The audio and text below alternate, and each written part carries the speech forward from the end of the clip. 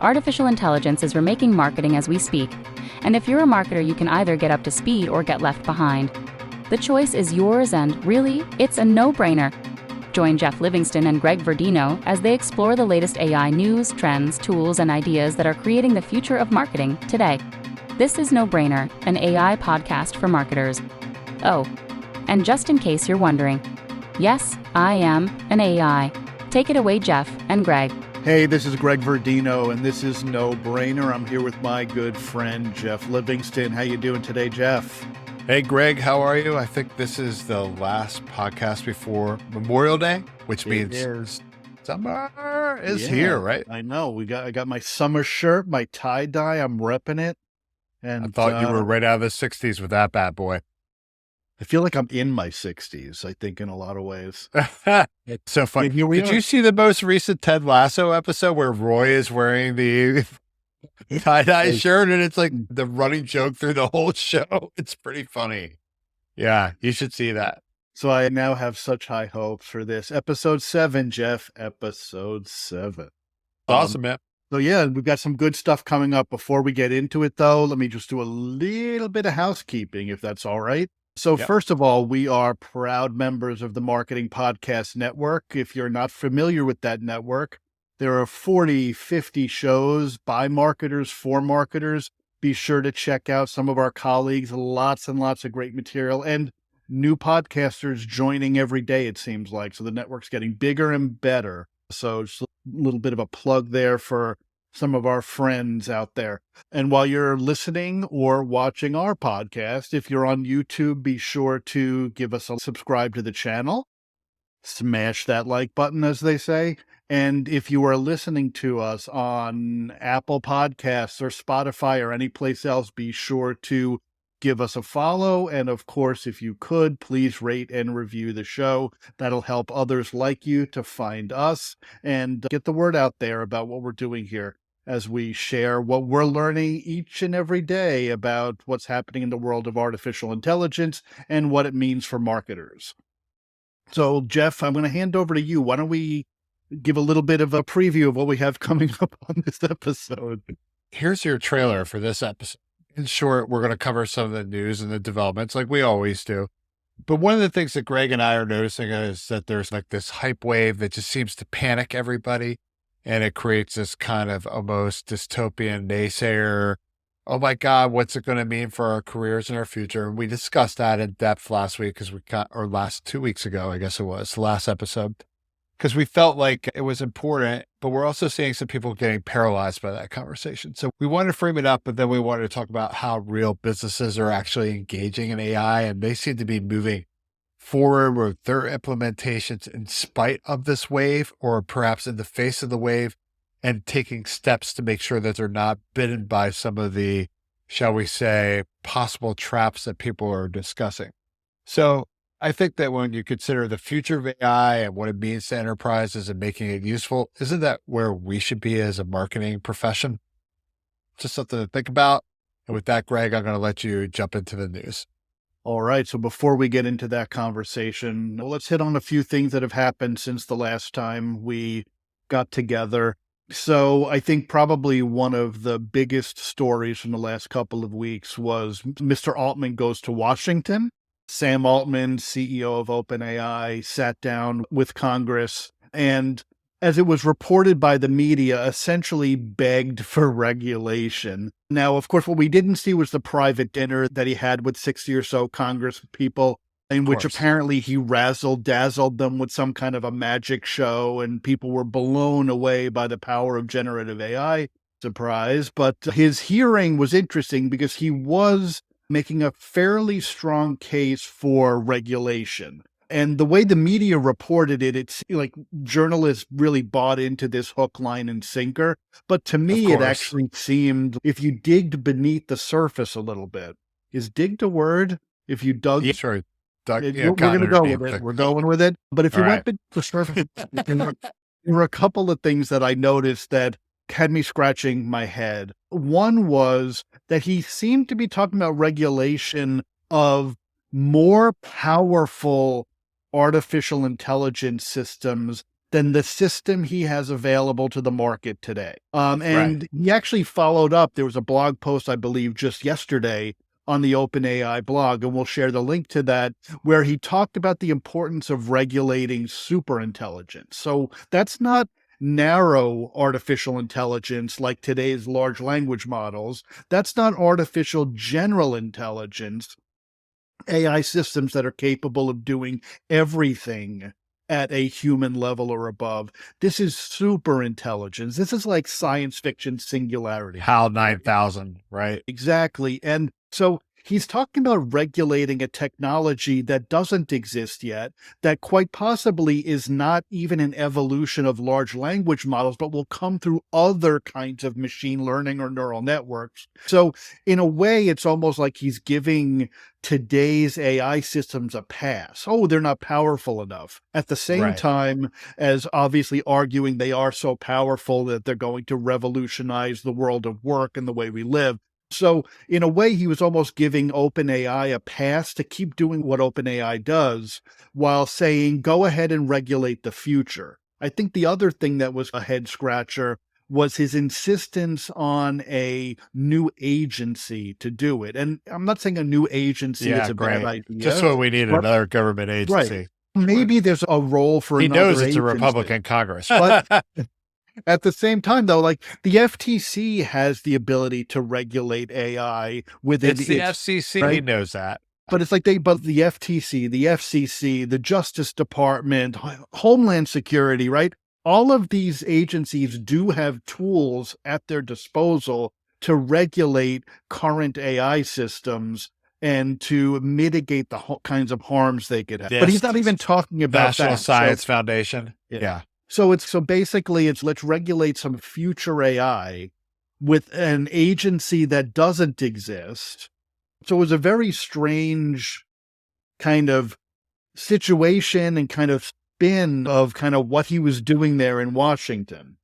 I live in DC, so I'm a little bit jaded about these things. Basically, everybody knows when you go to testify for Congress, it's going to equate to nothing because that's Congress. But on top of it, ever since The Godfather 2, right? It's like these big showdown moments with the Godfather comes in and then he brings in the guy who's about to testify as his brother, so he knows that he's going to shoot his brother if he says anything. Come on. Everybody knows that this is just some sort of a scripted moment where you're trying to get a message across and spin things up and blow smoke up everybody's you-know-what. It's just bullshit. And really what came out of it was more hype for OpenAI and ChatGPT and another news cycle dominated, another hype wave, and everybody freaking out like, oh my God, we got to regulate this. It's the end of the world. And it's not. It's Sam Altman and Microsoft PR crushing it again. Yeah, it was a brilliant marketing moment. If nothing else, as a marketing podcast, you can't not admire way he's nowhere near as cool as Al Pacino, but he's twice as effective.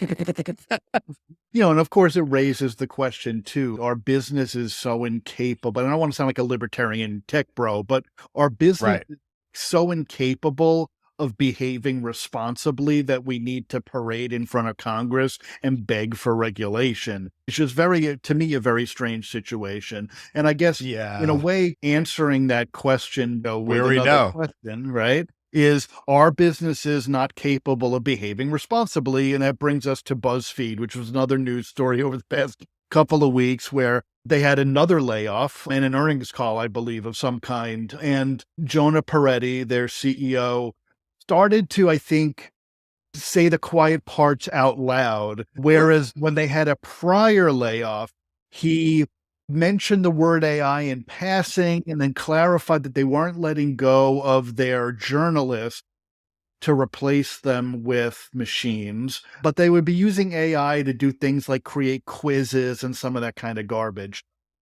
But in the latest round of layoffs and the latest announcements, journalist Brian Merchant, who I believe writes for the LA Times, covers media and tech for LA Times, noticed that Peretti was much more specific about the way he envisioned artificial intelligence being more integrated into their writing workflows.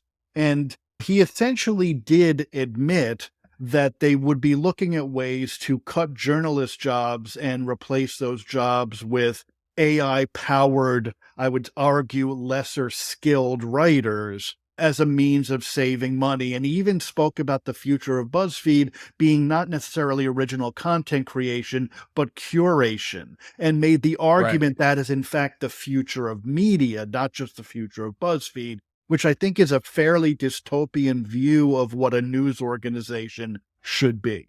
What are your thoughts on that? What's funny, my dad used to be managing editor of the Philadelphia Daily News, and he was down on Sunday night on his way to the Outer Banks, and we had dinner.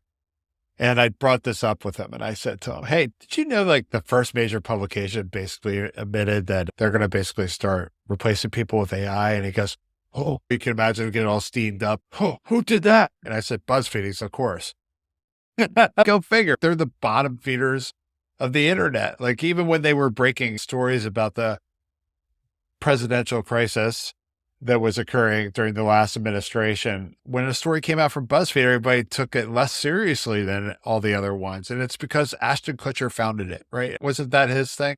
I don't know. I think so. I think that's his, actually. The whole thing is stupid in my mind. Like I figure that the publications that have the least amount of quality are going to be the first ones to do it. And BuzzFeed has no paywall. And I don't think anybody's going to pay for it. When I look at the Post, when I look at the New York Times, when I look at the Atlantic, even Wired now, all the top publications are paying, you're making you pay for the content. And I think if you don't want artificial generated crap, you're going to pay for it. One more point on this.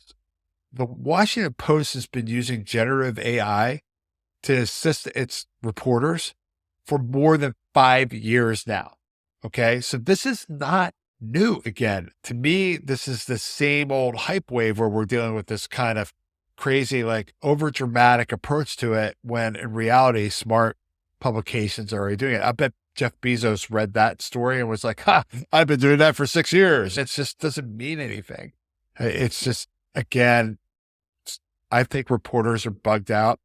I don't want to dismiss the reasoning behind that. They have good reason to be bugged out. I can see it with this guy's story, but the reality is that journalism has been under fire now and losing to the internet for more than 30 years. And this is just the next wave of that.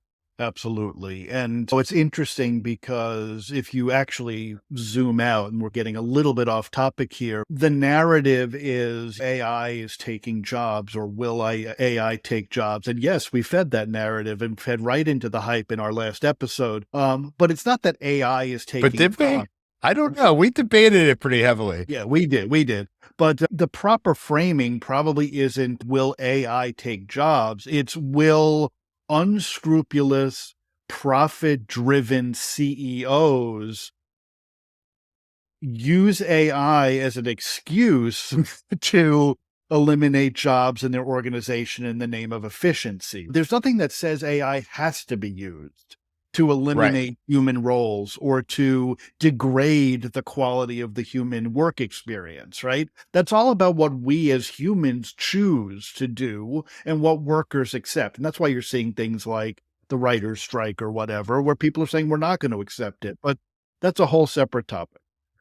Or you also have to look at, like, for every BuzzFeed, there's 4 publications that are banning use of this. Absolutely. Product, and that's, I think that goes to your point about quality journalism and the paywalls. And as the internet reverts to a lowest common denominator, Wild West garbage scape, right? Which is what it was in the early days. Let's be honest. Have you been on Twitter recently? And it's becoming that again. But as that happens and you start to see legitimate journalism go behind paywalls, now that might be a sort of a knock in the interest of sort of the dissemination of authoritative or truth or however you want to look at it. But it also lead us to a place where there's, like, for 99 pieces of garbage that are out there publicly disseminated, unreliable, not authoritative, no journalistic integrity, et cetera, is there one source of truth that now potentially starts to attract more of an audience because a better business model now, because it is seen as authoritative. Do we flock back to proper journalism, for example? We'll see. Who knows? But I like to think about this idea like this content tsunami is coming, right? There is nothing Right. people who want to do it from just creating reams and reams of garbage content using these generative tools, right? Or even if you're the New York Times, right? If you wanted to create a research report based off of all of your smartphone coverage over the past 10 years, it's really hard to hire somebody to go do that, but it's really easy to hire an AGI to go in there and summarize the last 5 years of smartphone trends. Sure. Where's the industry going? And then you might have an interesting story. There are absolutely viable and valid ways to use the technology. Let's talk about one way that is probably not valid, which is, so there's a nonprofit organization called NewsGuard. NewsGuard they're a media watchdog. They look at bias, they look at disinformation, and they report on it. And they recently published a report where they found, I believe it was over 125 AI-generated content farms. Now, this is not what you're describing with Washington Post integrating generative AI. It's the old black hat bullshit. Remember those days? Right? Yeah. This is basically click farms, right? And what's interesting about it is these aren't sites that are stood up to be news sites or be informational sites. They are quite clearly AI generated. Like, they found lots of instances where the published articles would lead off with a statement like, as an artificial intelligent large language learning model, I'm unable to, or it would have things like, my training data only goes through. So there's no human in the loop. There's no editorial oversight. There's no integrity whatsoever. It's just cranking out article after article. Why? Because they will attract clicks. They'll attract traffic. And when they attract traffic, what do they attract? Ad dollars. How do they attract ad dollars? Because they end up in the programmatic network. So they're all of like the bottom feedy programmatic, what's the right word? Remnant ad space that agencies and brands are so happy to take on the cheap. So now you have an AI buying ads on an AI generated website, right? Which might seem like a nuisance and laughable. And I'm assuming you're laughing behind your clasped hands right there. It's laughing or crying, bro. Some combination of the two, and sometimes laughing and crying are practically the same thing.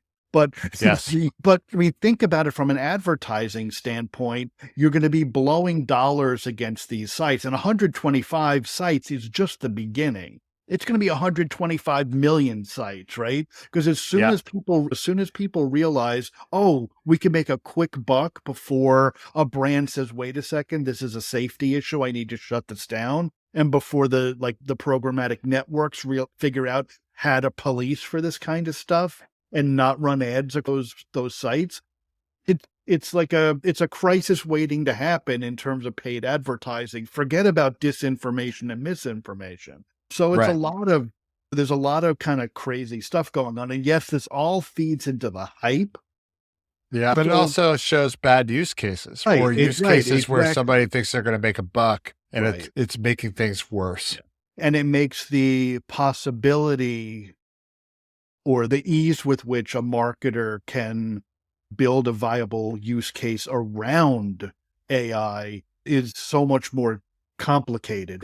This is not AI related specifically, but I had a conversation recently about Web3, and the very fact that the first introduction most of the world got to Web3 were like scammy crypto meme coins and shit coins and losing money on. What about our friend Ethereum? Chaffee coin. I have nothing to say about that. That's a wise move. Right? Moving on. Scammy NFT programs and like Sam Bankman and like all this kind of stuff. It's horrible. Like bad. The very fact that's the kind of the brush with which Web3 gets painted makes it so much more difficult for the legitimate use cases to shine, right? And the same thing is true, obviously, with AI. If not everyone, but if unscrupulous actors are churning up click farms in order to scam ad dollars out of unsuspecting brands, that becomes the brush that AI gets painted with, so that when a marketer now goes to make the case to his or her leadership team, they've got to argue against that negative sense of what AI is and what's happening and all of that. Yeah. And some of it too is like the big data mess. If you remember that, like when that Sure. every piece of story about it was horrible and everybody's data is going to be exploited. And meanwhile, you saw enterprises just zoom moving along. And now as a result of that era, we have the AI era because it's directly fueled by that. So I think what my point is basically there are negative uses, there are real detriments, and the whole while it's happening, the entire business world is moving ahead or thinking of moving ahead. And so it's going to be relatively moot. Yep. It's inevitable. The question is how this stuff gets policed. And pardon me, I'm also thinking about the whole Google thing that came out last week and the new search and how they're using question-based search to drive AGI. And how's Google, my question is, how's Google going to qualify that content, that bad content, farm content versus quality content? And how's that going to source it in its AGI? And how's it going to take user feedback when it's wrong?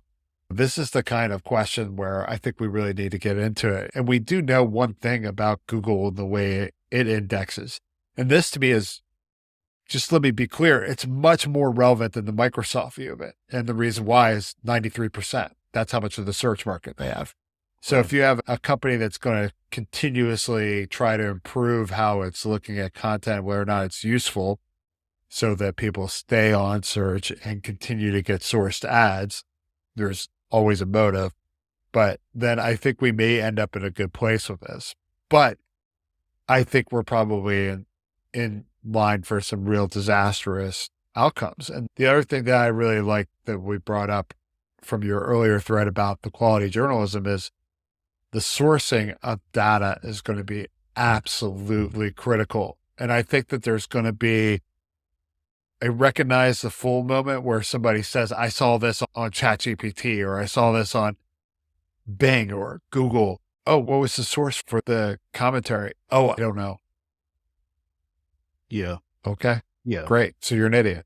Exactly. But it's funny because when you look at I know different people have different perspectives around the World Economic Forum. Some people hate them, some people love them, but I do find their sort of jobs reports interesting.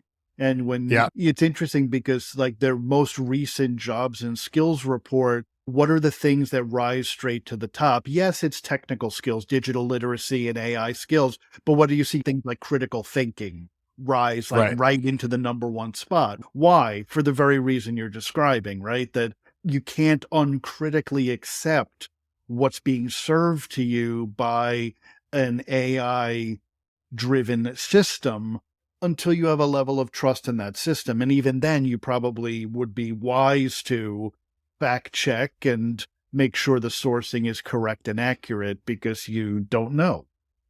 But then we're in science fiction land, right? Too. Like you've seen novels written about this where humans can no longer compute and do things like that because they have machines that do it for them. And we'll probably end up there at some point. It definitely looks possible. And then we'll also have machines doing our photo editing for us, Greg. And so I think that one of the things that we've seen also in the past week is that this is obviously also impacting the visual side. There was another horrifically named company or technology called DragGAN for a GAN network, which allows people to take the whole wand thing and Adobe different tools and put points on somebody's face and take a upside down frown and turn it into a smile. And they used Joe Biden's resting bitch face, pardon my French, ladies and gentlemen. And they took, was that French? I don't know. They took Biden's RBM and RBF, and then took a clicker and showed his bad teeth. And it was illustrative of how quickly we're able to alter imagery. And of course, this turns up a whole another series of ethical issues. Obviously, I've been in photography for a while. And first thing a lot of people say is, like, hey, can you take 10 pounds off me? And so a lot of people are going to really welcome this technology. But then there's also going to be a whole bunch of people that are not going to be happy about it. For example, if you're a professional retoucher and this is what you do for a living, this is probably going to impact your job probably negatively. and negatively in a volume sense. So instead of doing these 10 images from this advertising photographer or this wedding photographer for $25, $50, $100 each, depending on your level of skill, you might have to do 5 times, 10 times as many photos, because now you can just go point, point. Oh, fat roll. Let's go. By the way, ladies and gentlemen, that's why I have a beard. And that kind of thing is probably going to happen. And that's got some negative impacts in some ways, because it takes an already hard rote task and then further commoditizes it. But then I think maybe this is where I'd love to get your take on it, is what I would call the conditioning. When you get something like this, where it's a tool that does things in a certain way, and I've noticed this with Instagram and some other photo tools, and when you auto edit, the same thing with Lightroom and Photoshop, when you let it auto edit, you get a look, right? You get this is the way Photoshop thinks photos should look. This is the way Adobe prescribes every photo should look. And what does this do to what is considered good? What does it do for what society expects for imagery? Yeah, I think, that as you were talking about that, I was thinking sort of 2 angles. One is this world in which every image is so pixel perfect that it just doesn't feel authentic and natural. And I'm not talking about the sort of the social implications even yet. At what point is it like these images are just too perfect? I can't even relate to this image in this advertisement or whatever the case may be. Because you're right, like Instagram's got to look. And we were talking about this offline when you see all these Instagram street photographers, right? And it's either they're taking street portraits, not street photography, of attractive young girls, right? Or everything. Or the young girls are posting it themselves to become influencers. Or it's got this kind of funky cinematic, like heel, like weird kind of vibe going, where it looks like it's like a scene from Blade Runner or something, even though it's whatever, a mom and 2 kids getting onto a subway train, right? And it creates this perception that this is what this art is and what this art looks like, right? Which ultimately has a normalizing effect, right? Now you feel like you can't even be an artist if you can't emulate this look and feel. It's funny. It makes everybody's stuff look and sound the same. It's funny. I saw this young lady. I was in Georgetown at a garden photographing wisteria. I was just decided to get out and get some creative juju out. And I took a normal photo of her where there was contrast or everything. And I sent it. That's my thing. I show you my Instagram. Yeah, I'll send this to you. I sent the photo to her. And then as soon as I looked at her profile, I knew that photo was never going to see the light of day outside of my feed. Because every single one of her images had no shadows, was overblown, high key, beyond high key, overexposed, really, to the point where if you were to actually try to print it, that you knew there would be like blotches without ink. And it was just so over the top, yet it was so popular. And it's because that's what's considered good. Right. And and that leads directly into the societal stuff, of course, where for all the damage that advertising and then social media have done in terms of creating unrealistic expectations, especially for younger people, and all of the filters and whatnot. Yes, people are using them day to day, but when everything is so meticulously edited, no one's going to say, make me fatter, show my cellulite. Everyone's going to say, make me perfect, which then creates a whole load of challenges when every image, every point of reference is so perfect that it is so unattainable for human beings that it starts to cause even deeper societal issues. Absolutely. And I know it's going to condition us. Yeah. And in some ways, it's weird because in some ways, talking about this stuff is, of course, important. But also, in some ways, it almost feels like we're feeding the hype machine because we're painting this picture of a future where every image is so perfect that humans can't possibly match up. And it's this weird kind of dichotomy there, right? Like, how do you address 100% without feeding the sort of Sam Altman style FOMO hype machine BS, but still recognize that there are these legitimate issues that do need to be, I would say, top of mind for marketers in particular, because we shape culture in so many different ways. But we'll blow right through it. Yeah. So we should. So what do you think we've learned from this stuff? What do you? I think the big lesson when you're thinking about all this stuff, nobody knows. I think even just our last couple of minutes of show, nobody knows exactly where this is going to go, right? It's important to talk about this stuff, and it's important to weigh the pros and cons and explore all the different angles and to consider possibilities. But even the people designing these systems don't know where all of this leads us. It's funny. On Saturday, you know what I did on Sunday now, right? Because of my dad. But on Saturday, I did a little Zen retreat, like a little 5-hour workshop. And the monastic that was leading it, she literally talked about ChatGPT for 5 minutes and how we were all become robots in our brains and that we don't think anymore. We're not present, obviously being a Zen workshop.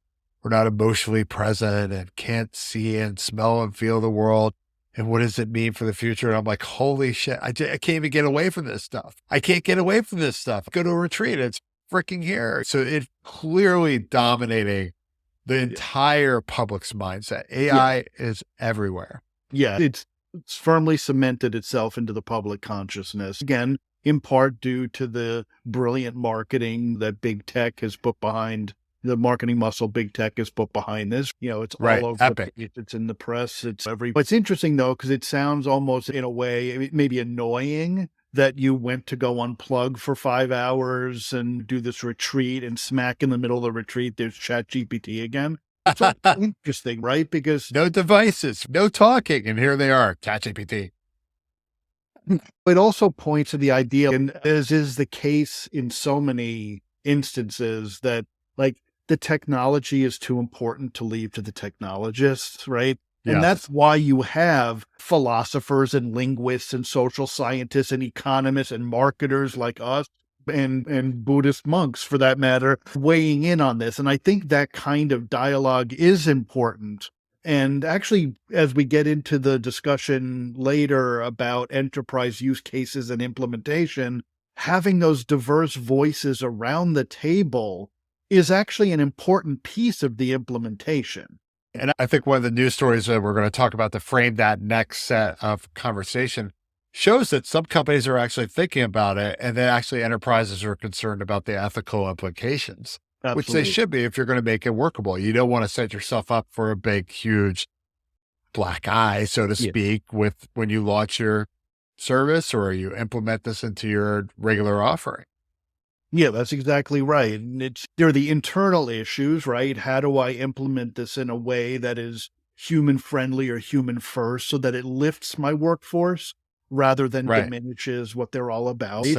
Then there's also, obviously, it's all the present term risks related to how AI affects the people outside our organization, bias in the system, or the damages you could do with an improper use of AI. And how do you anticipate and mitigate those kinds of risks? Clearly, it's important to think these things through. And for marketers in particular, I said this to you, I know this depressed you when I said this to you on Friday, but it is true that it's like I've spent my entire career making the world a worse place, which sounds like very cynical. Greg said that to me at 5:00 on Friday, and he knows I did the same thing. But the truth is, right? The better you are at marketing, the more you're hyping consumer culture and unnecessary consumerism, or the more you're creating unrealistic expectations, or the more you're shaping society in weird ways, or the more you're causing sustainability issues, or the more there's social media. We were hyping social media a decade ago, right? I'm so ashamed of myself. I should have bailed after MySpace. Yeah. It never occurred to us at the time, the kinds of harms that could emerge through social. I think for better or for worse, we're having this conversation today about AI as it's emerging and going mainstream. That hasn't happened before with things like social or digital or whatever. So understanding how the decisions we make as marketers actually do play a role in shaping the way the world uses these technologies, sees these technologies, finds opportunity in these technologies, and then ultimately even sees our brands for the way we use these technologies to engage with our customers. I think it's an important conversation to have. One thing too about that social media hype wave too, and you and I were both on this particular aspect of it. We believed in the Clue Train manifesto where we thought that this was going to stop businesses from dominating conversations and telling consumers the way it should be, telling employees the way it should be.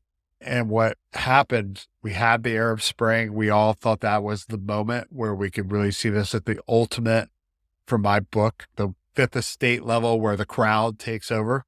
But what ended up happening was it was just the opposite. Big business found a way to pervert the medium. And I think that maybe in hindsight, looking at what you and I did over the 15 years ago, I think that's almost more disappointing and heartbreaking. At least this time, we're not so innocent and naive about it. We see AI. We know what this can do. Yeah. And that, what's interesting, and this is, I think, where the opportunity lies and where our conversation is about to go, is where I don't know if we had our blinders on or we just weren't looking in the right direction. Last time around, we willingly went to a place where big business subverted and perverted something that could have been very exciting and liberating and have a huge democratization effect for people around the world. And big business just wrapped our arms around it and turned it into what it is today, right? Big tech and all that kind of stuff. So we do have a real opportunity. We can't deny the trains left the station, right? The train left, the station burned down. As the flames died, we went in and we lit the flame again. The train can't go back. Right. There's a lot of money in this now. Right. It's in the it's out there in the wild. A ton of money is being invested. It is clear that there will be a before ChatGPT and after ChatGPT. And for better or for worse, It is ChatGPT on the dividing line, right? Where, businesses that get stuck in that pre-GPT phase, just like organizations who couldn't hack it through their digital transformation initiatives, are going to get stuck and they're going to flounder, they're going to falter, they're going to go out of business, whatever. And the ones that embrace this stuff will in fact move forward, but with a difference, I think this time. It's that by acknowledging all of this sort of larger sort of socio-technical context, we have an opportunity not to pervert it and subvert it, but an opportunity to actually embrace it in a way that benefits our organizations and the communities that our organizations serve. And I think it's going to be a fine line though, right? Like I think that we all know that. Absolutely. People are going to err in the wrong direction too. Exactly. And that's why it's smart to take a strategic approach to this stuff. So let's get into the enterprise adoption of AI and why this matters to marketing. I think the first thing I want to talk about is this Tech Target article that came out earlier. I guess it was towards the end of last week, actually, where they put out a story about how businesses are actually going about implementing generative AI and some of the challenges that they're facing. And one of the most immediate challenges they're facing is defining how to use it. And what that's all about is a use case. And for those of you that are less familiar with AI, I would liken the use case to a creative brief, in the sense that a creative brief would tell a designer how to use it, how to create materials, design, advertising, imagery, whatever it might be, video, to achieve an outcome. And here are the things that we can and cannot have to make that successful, and what we anticipate will create return on investment for the brand if you were to do it right. So use case basically does the same thing. This is what we want to use AI for, how we think it's going to be helpful to the enterprise. Here are the resources. Here's the data we have available. Here are the possible roadmap challenges that we face, not only outside in the ethical AI world or lack thereof in Sam Altman's case. Ooh, but that's a joke, ladies and gentlemen. I don't know if Sam's ethical or not, but he sure likes Congress. Anyway, there are also, anybody that's been involved in this, there are a lot of challenges inside. And the challenges may not be what you think. Based on the hype wave, you would think it's employees freaking out. But in many cases, it may be like the chief information security office and not being able to implement generative AI. Or, hey, how are we going to make this Microsoft stack work with our HubSpot stack?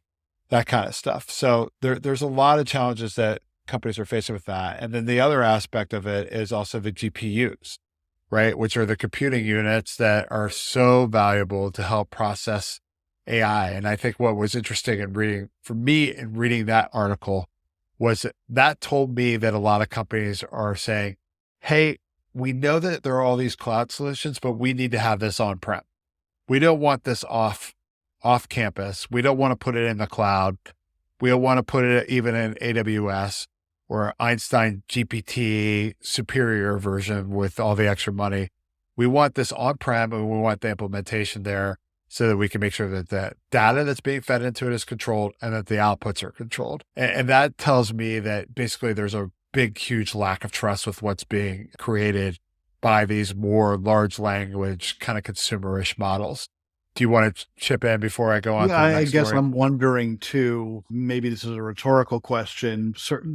There's the trust element, right, which you're describing. I think there's also a quick recognition that the general purpose models are just not good enough for the specialized use cases I have in my organization, right? So we need to train it and take it further, right?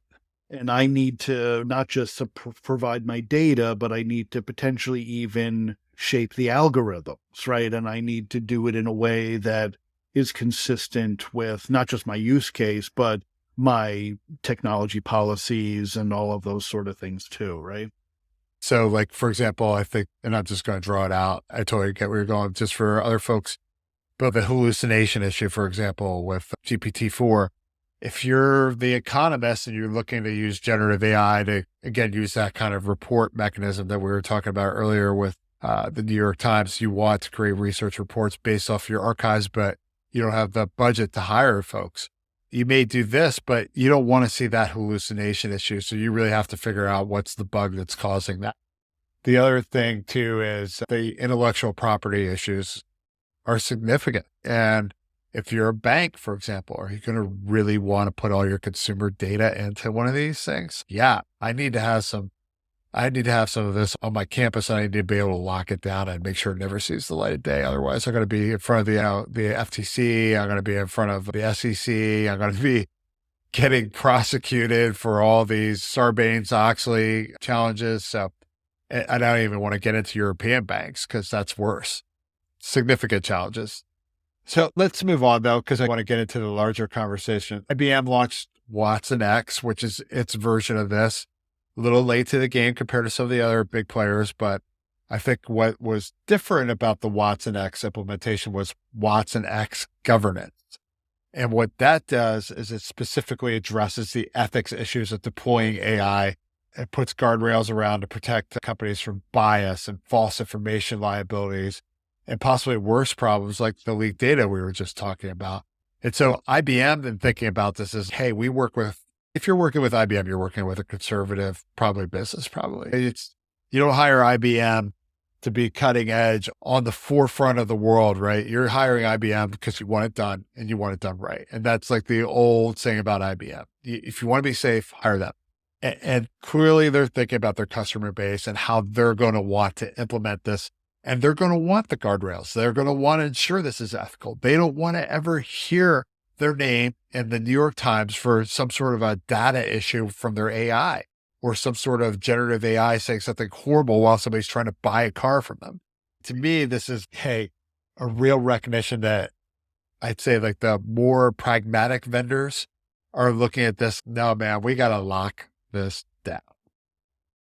Yeah. And while IBM is an interesting example, right? Because Watson was early, like the original Watson, right? And it fizzled out. And then all of this happened, and now they're back with WatsonX. So either they were early or they were late or they were both. But it is still in many ways, especially for large enterprises, day zero for a lot of this stuff. So I think it's interesting, certainly in the early days with ChatGPT and the Microsoft $10 billion, and everyone was scratching their head going, what happened to Google? Google's dead in the water. And then what was it, 3 weeks ago, Google introduced all their new Bard stuff at I.O. And it was like, just threw a bomb into the entire, into Microsoft's backyard again, where whatever it was, Satya Nadella said, we're trying to make Google dance. And Google was like, we're here to dance, mother. It was like, and you dance, we'll make money.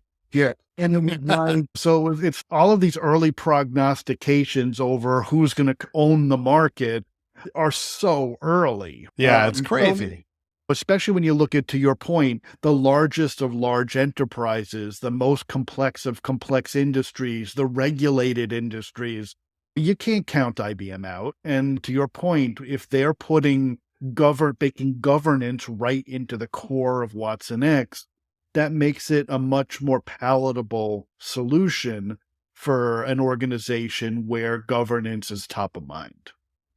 And also, they probably pissed off Elon because they put an X on the edge of their product. Yeah, it's definitely interesting. And then finally, our third news story in this vein, which again shows this kind of trend towards being pragmatic about AI implementations, which we'll get into why pragmatic approaches work. ServiceNow implemented generative AI for its efforts with IT departments. And this seems much more of and they had a big announcement with NVIDIA, which is like the AI chip company, right? And very savvy, very smart, very credible within the tech world. So again, I would say that's a conservative play from a news announcement standpoint. We're not here for hype. And they even said that. We're here to make this useful for companies. And what we're going to do is we're going to put it in your IT department. So when your guys are checking out whatever challenge they may face, whatever bug might be happening, whatever the issue may be, they can query the AI and get its take on what's happening with the system and where the anomalies are, kind of like these predictive AI metrics that we see with companies like SailPoint, where they're able to say, hey, we've had these 5 anomalies and that's why we shut this down. You may want to check into this person's profile to see if it's corrupted, or all the different various things that can happen with an IT organization. And to me, any Marvel fan would probably appreciate this. It's like Jarvis, right? Tony Stark's still the brain. You have Jarvis. Even if you look at IBM's approach to AI, classic approach, Watson assists Sherlock. So this is, again, the approach that these larger, kind of more conservative players are taking. It's like, AI is here to help you in your job. It's here to save you time, make it easier, and it's here to be safe and done in a manner that's not going to blow up everything and turn into an AI-generated article on Buzzfeed. Yeah. And I think that gets to the almost like the framing when you're thinking of this from an enterprise or just a business standpoint, right? You don't have to necessarily be enterprise in the classic sense of Fortune 500 or whatever, but if you're a business and you're thinking about AI can't be a solution in search of a problem. And in some cases, that's exactly what ChatGPT was, right? It was a solution in search of problems, and people found problems to sort of maybe a little bit kind of solve with it, right? Oh, it helps me code faster, or I can replace writers with it, or whatever. But those were not solutions people were looking to solve out of the gate. It was a cool toy. Figure out your use case. Good luck. When you start to think about AI strategically within a business context, obviously you start with the problem, not the solution. That's where money's made. That's where you get to what you're describing as the use case. To be clear, like even in mature organizations, they have departments that vet these use cases because everybody's got a use case. Everybody wants to get these tools. And that should be the way it works when it's done right. Hey, we're more mature with AI and ML and these technologies, and we've seen the advantages, but they don't have the companies do not have the resources to waste a lot of money on AI implementations. They have to get them right. They have to start with pilots, do them well. They have to demonstrate clear ROI so that they can get more budget. This is the way classic budgets and enterprises work.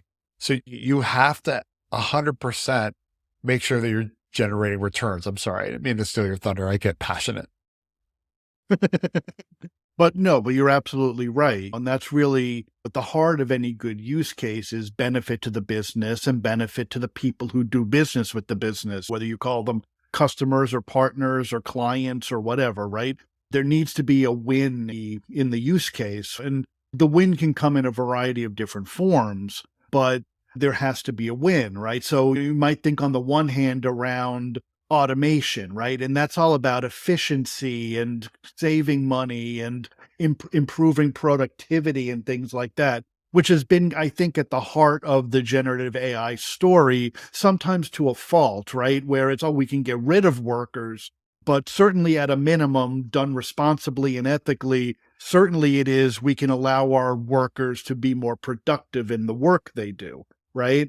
Then there's the other side, which is the other, I think, dominant category of use cases are around innovation, which is how do we use these tools? And this is true of any technology, equally true of AI, to create new opportunities for the business. Will this allow us to serve a new customer segment we couldn't serve before? Will this allow us to deliver a product or service we could not deliver before? That's self-driving cars. That's Kia. That's Kia. It's telemedicine. The way, say, an app like Babylon, if you're familiar with that. But the way a Babylon allows you to, as the patient, go through and almost pre-screen yourself.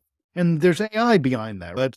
Right. So that way, by the time you get to the physician, you have a much more efficient conversation, which allows them to serve more patients and allows them to serve patients in other geographies and all this other kind of stuff. It's either, I would think most of your use cases are going to be some combination of automation and innovation. And then I think there's also a sort of could we versus should we screen that sometimes you need to put your use cases through as well, right? Would it be possible, for example, for an insurance company to use artificial intelligence to identify people who are less worthy of, or high risk would be the way to put it, who are high risk customers, and use AI to essentially recommend they not be insured? Of course they could. Should they? That already happens, though. That already happens with bank accounts. Are you kidding me? They're not, when you do these quick credit approvals, they're not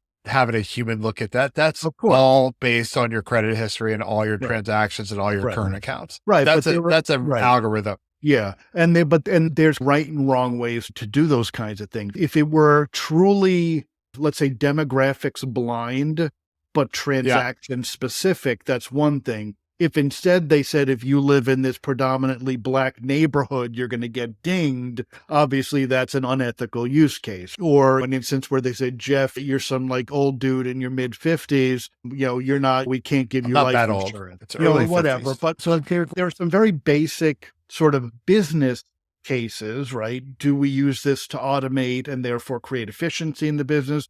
Do we use this to innovate and thereby create new scenarios for growth for the business?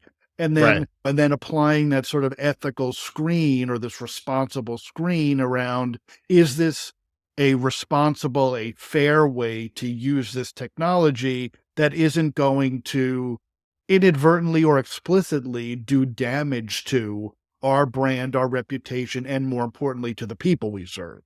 Let's get into the governance of it a little bit, because I think that ethics issue is massive. And I think it's clearly, with these stories, you can see it playing out now. Right. Yeah. How is this going to impact our customers? Do we have a governance solution in place? Are we going to use this so it's useful and it doesn't actually hurt the business? That kind of question. And I think when you consider, and we've talked about this before on the show, I think it was 2 episodes ago, but when we got towards the end of the show, we started talking about the elements of governance that companies are concerned about, and explainability, which is, again, if you're familiar with AI, this is something that's been a bit of a movement, which is basically the idea that you should be able to explain what's happening in the implementation. Digging deeper, what's the level of transparency? How's the model work? How does it get its data? What are the sources, right? Is AI being used? Am I being talked to by an AI bot? How many of us, I'm sure all of us, who are we kidding? When chatbots first started to appear, and then they got a little bit better, and then they got a little personality, and then they stopped putting pretty young things, both male and female, on the little chatbot. Hey, my name is George. I'm going to help you out. My name is Georgia. I'm going to help you out. That kind of stuff. And you're like sitting there typing away. Oh yeah, thanks, Georgia. And we all realize maybe about 5 minutes in, this is a bot.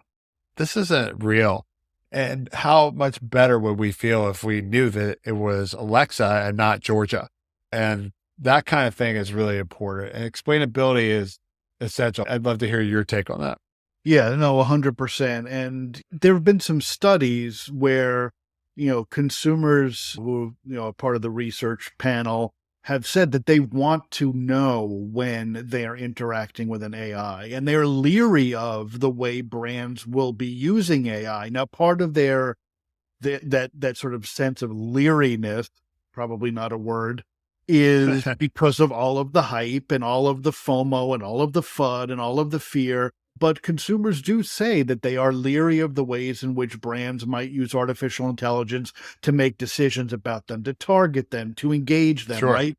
So you need to be able to, as a marketer, as a brand, you need to be able to explain to your consumers how you're using these technologies. You need to have a certain base level of transparency.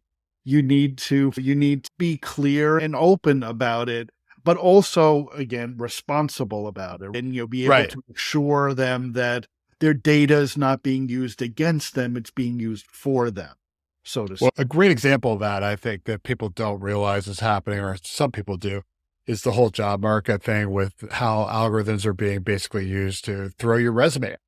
And I was reading today on LinkedIn, hi, I've applied for all these jobs. It was really actually a sad story. This guy looked like he was on the verge of being homeless, and he'd been out for a while and was really starting to, it really pulled the heartstrings. And I was reading what he was doing with his job search, and it was very clear to me. It was a little bit of spray and pray, but it was also that whatever happened in his last job, he may have been too transparent about how he quit it, and he's probably being filtered right out of all the AI algorithms. And the reality is that now for you to get a job, you really do have to have that contact that's going to take your resume and put it to the top of the stack. I feel like anybody that's playing this job application game right now is in a lose mode unless they game their resume to beat the algorithm. And I think marketers get that idea, but if we're not doing that, it's going to be a huge challenge for a lot of people. A great example of how we need some explainability. Also, data integrity, right? That's a big issue. I think that's going to become a bigger issue with generative AI and synthetic data. And this is particularly true for, I would say, smaller use cases. For example, maybe bald guys, okay? There's just not enough bald guys out there for what kind of hats we like. And guys are unwilling to talk about such things because most men don't embrace the razor like you and I have. And as a result of that, they may end up needing, a hat company might need to create synthetic data to create an algorithm that'll let it better process what kinds of hats to create for bald guys in different seasons of the year. And as a result of that, the question I would have is, do they understand what it's like to be a bald man that's got a beard? Oh, I don't know. Where'd you get your data? I don't know. I made it up because I had some engine to it and I didn't have somebody check that data. The other data integrity issues is, has this data been clean? Is it verified? Where did you get it? Did you source articles from another AI, which may have hallucinated? All these different types of data integrity issues are going to really impact the way an implementation will work. And that's something that an enterprise 100% has to be concerned with, because if they don't have quality data, and it's that old metaphor again, garbage in, garbage out. Yeah. And then I don't even know, it's the dirty, not so secret of so many organizations is that over the course of many years, many organizations have not necessarily practiced good data hygiene. And even where they Huge have, issue. the data may still be spotty. It might be bits and pieces swirled away into different organizational silos. All of those things are going to stand in the way of your organization's ability to build a comprehensive and representative data set. And that's like sins of the father, right? It might be three generations ago just started doing really bad data collection or not doing data collection at all. And now when you're trying to build your data set to train today's AI, you just don't have access to what you need. And we even see this, that's data. But when you think about content, and we see this with clients all the time, certainly since we're a content agency predominantly, where as you think about training or fine-tuning a generative AI model on your voice and tone and your message and your purpose and vision and all this kind of stuff to know your products and your services and your point of view on a given industry topic. So that's all part of the training data set, so that when you use a generative AI, it's not just spewing out generic pap, right? But the reality is all this stuff, half of it has never been documented. Some of it's only on paper. Some of it is in PDFs and it's on Mike's PC, or it's in Mary's file cabinet. And now somebody's got to go collect this stuff, get it into some format that is machine readable, and then hope that it's sufficient and comprehensive enough, right? So there are all of these data integrity issues that are just, in a lot of ways, embedded in the business that all of a sudden now become the problem of the AI team to solve for. So it's not just accuracy, it's not just representative data, it's not just the need potentially to go to synthetic data. It's all of this stuff all at once that creates all of this uncertainty that you need to work through as not just data scientists, the business people in the organization who will, in a lot of cases, have their arms wrapped around these things or have not sufficiently wrapped their arms around these things. And now it's got to be accounted for. And with that in mind, too, we've already talked a little bit about the fair and safe part of it, where people's right to privacy and general well-being is critical to AI. I think that's well discussed on the internet. I don't think we want to get into it too deeply, but I do think that obviously a business is going to want to make sure it's not going out there and ruining people's lives. I think any business that's worth its salt, particularly consumer brands, are going to be all over that. Then I would say a little bit earlier, we talked about the importance of diverse viewpoints and kind of people from different backgrounds with different expertise, right? From the hard stuff, obviously AI, machine learning, data science, to the softer stuff like social sciences, philosophy, religion, whatever. And this is why a lot of organizations, when they are planning AI projects and they're thinking strategically, will put together like an AI ethics board so that they have sounding boards and people who can bring these perspectives. But the other thing I think to remember is that bias is tricky, because I think any one of us would probably say bias is bad. But the question is, but we all have it. Yeah. We all have it, but also whose idea of bias, right? You're going to have different people from all across different spectrum, political, social, economic, right? So whose idea of bias is right? Which one will the organization adhere to? If you're a global organization, what's considered fair in the United States might be like that standard might be very different whether it's in China or India or Australia. So like you've got this issue of sort of global standards around fairness and responsibility and bias and representation. And you need to really, I don't think you can ever solve for it entirely. Look at the whole issue with all the brands getting into it over the LGBTQ plus stuff. Like I think the Dodgers were an example of that, where they were going to have this really drag queen type of, I don't even know what they were, but some sort of performance, right? Where it was going to be really, let's go Pride all the way, right? And then all their conservative customers freaked out, and then they pulled the ban, and then all their liberal customers freaked out. And so then they put the ban back on with a public apology. And what it really shows you is that the problem with bias is that we're so polarized as a society, you can't win. Right. And I think that's an important aha moment for the marketer who's trying to implement these systems, because I think sometimes, as much as we're saying we need to be strategic, we need to be thoughtful, we need to be rigorous in our approach and our application, we need to have a clear use case. We also need to understand what are the things that we cannot have a rock solid, for sure, solid answer on. And we should just stay away from. That will always be to some extent ambiguous, but be clear about how we're defining the frame around that ambiguity. That there will be things that are unacceptable, but then within that kind of frame, we might need to allow for some wiggle room, because we can't guarantee a wholly bias-free system. It's a great North Star.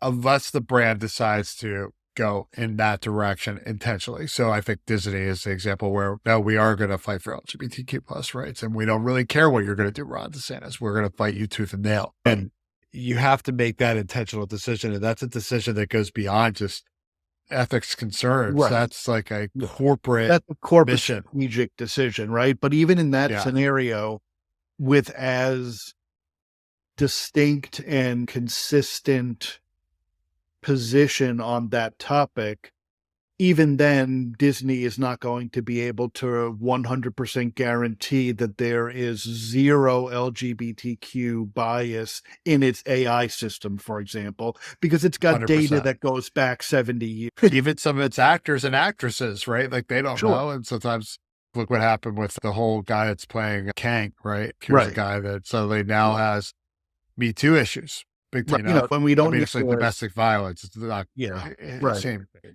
And we don't need to keep clobbering it. I think we've made the point, but it's important to acknowledge it, address it, but also be aware that this is one of those things that it cannot be definitively solved to everybody's satisfaction. And you still need to move forward with your implementation nonetheless. You can't let that grind you to a halt. Yeah, you just got to address it as it comes up.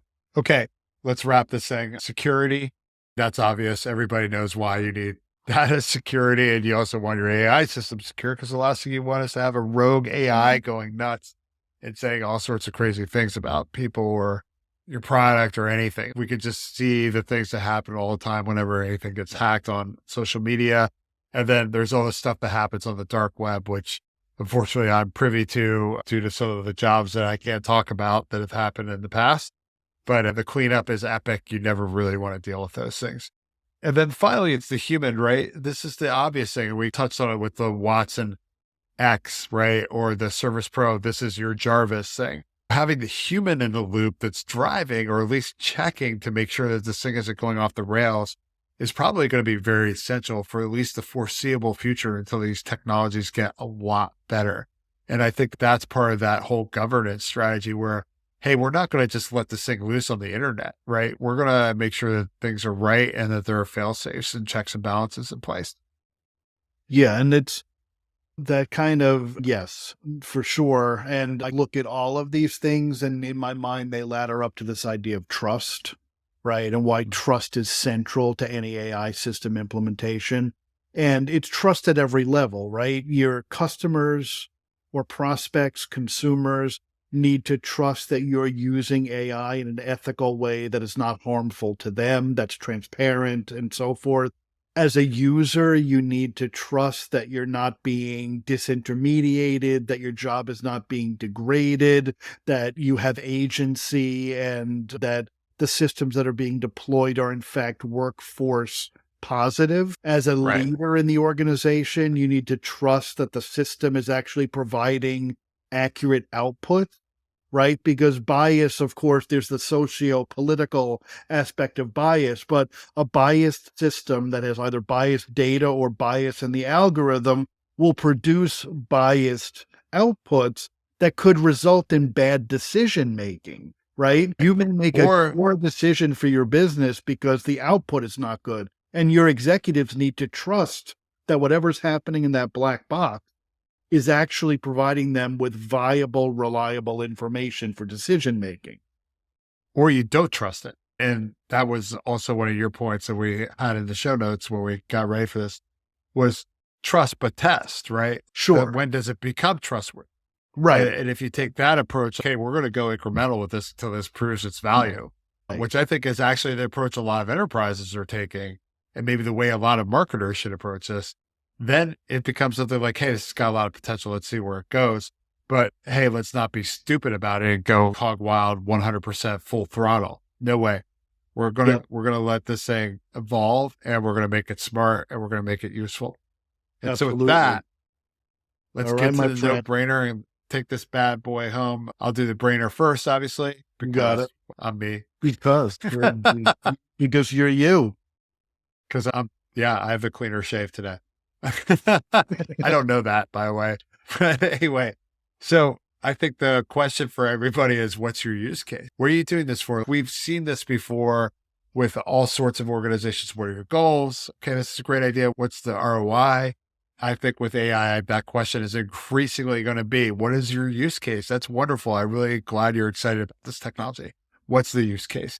The more you can define it, the more you can get down a specific, probably rote task that you can implement against, and do so with a smart goal that's time bound.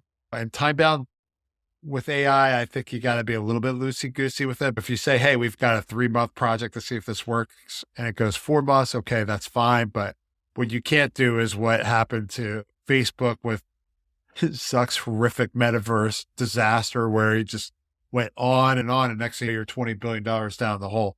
No business has the tolerance to see a marketing department blow hundreds and thousands, millions of dollars on an AI implementation that doesn't work. So you have to really make a pilot, make it time bound, make it specific, and see where it goes.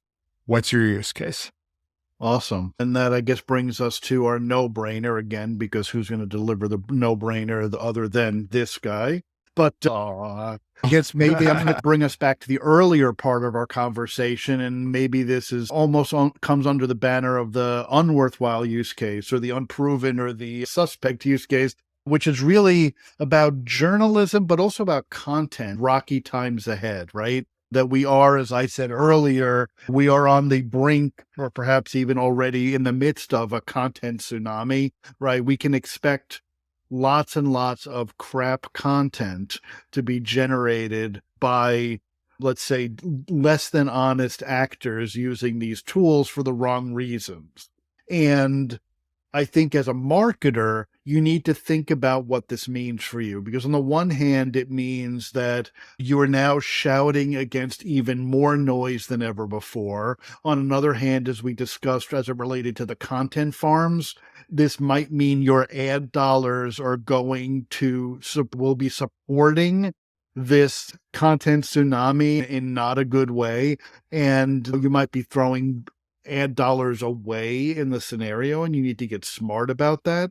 And I think ultimately, though, there is an opportunity, right? Because as marketers, if we can find a way for our brands to become voices of truth, right? To do the things content marketing, for example, has always promised to do, which is be authoritative sources of need-to-know information for our buyers, Right. Then we might have an opportunity to actually rise above this stuff. But it means, going back to your point, to the brainer, it means having a rock solid use case that is well thought through and grounded in the right kinds of objective and strategy.